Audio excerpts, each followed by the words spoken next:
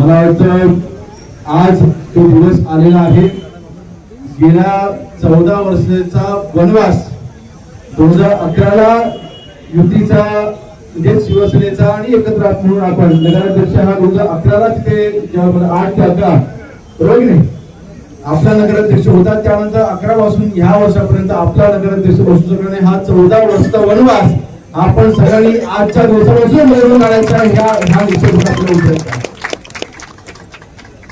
विशेषतः खेडमध्ये युती होणार की नाही होणार अशा चर्चा गेल्या अनेक दिवसांपासून महाराष्ट्रामध्ये होत आहेत आणि मी आजच्या या कार्यक्रमाच्या निमित्ताने भाजपचे प्रदेशाध्यक्ष रवींद्र चव्हाण साहेबांचे देखील मनावरून आभार मानून मी काल देखील चिपळूणला बोललोय की महाराष्ट्रामध्ये युती होत असताना आपल्या खेडमध्ये देखील निर्विवाद युती व्हावी यासाठी रवींद्र चव्हाण साहेबांनी पुढाकार घेतला। मी त्यांच्या देखील आजच्या व्यासपीठाच्या निमित्ताने आभार मानतो।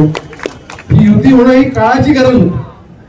आज महाराष्ट्रामध्ये आपलं सरकार आहे, शिवसेना भाजप राष्ट्रवादी आपण एकत्र आहोत आणि अशा वेळेला खेड ह्या आपल्या दापोली मतदारसंघामध्ये राज्यमंत्रीपद असताना इथे जर का आपण युती करू शकलो नसतो करायची चुकीचा मेसेज संदेश गेला असतो आणि म्हणून आपण मी त्याच वेळेला पुढाकार घेऊन सांगितलं की आपल्याला काही करू शेवटी लोकसभेच्या निवडणुका ह्या महायुती मार्फत आपण जिंकल्या, विधानसभेच्या निवडणुका आपण महायुती मार्फत जिंकल्या।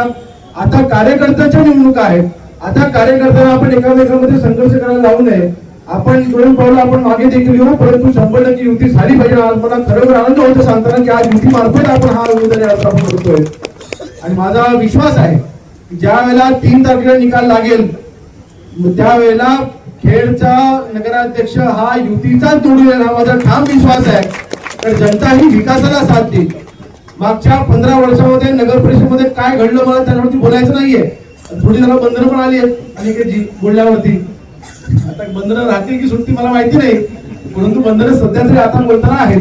परंतु 15 वर्ष आपल्या खेड नगर परिषद मध्ये ज्या काही गोष्टी घडल्या आहेत त्या सगळ्या गोष्टी ज्या काही चुकीच्या गोष्टी घडल्या त्या वेळेला आपण उघडकीस आणलेल्या आहेत। त्यामध्ये मला जास्त बोलायचं नाही, परंतु आपल्या खेड नगर परिषदचं नाव सामान्य रामनाथ भाईंनी संबंध भारतापर्यंत योग्य डेंटल कॉलेज असेल किंवा खेडचा विकास करून संबंध भारतापर्यंत पोहोचलेला आहे। या नावाला अजून उच्चांक गाठण्यासाठी आपण सर्वांनी ही निवडणूक अगदी प्रचार करत असताना आपण सर्वांनी ह्या विकासाच्या मार्फत आपण ही निवडणुकीला आपल्याला सामोरं जायचं। मला दुसरं काय म्हणायचं नाही। आरोप करणं हा माझा स्वभाव नाही, टीका करणं हा माझा स्वभाव नाही, परंतु कोणी अंगावरती आलं तर बाळासाहेबांनी सांगितलं अंगावरती आलं की शिंगावर घ्यायचं, त्याला देखील आपण अजिबात कमी पडणार नाही आणि म्हणून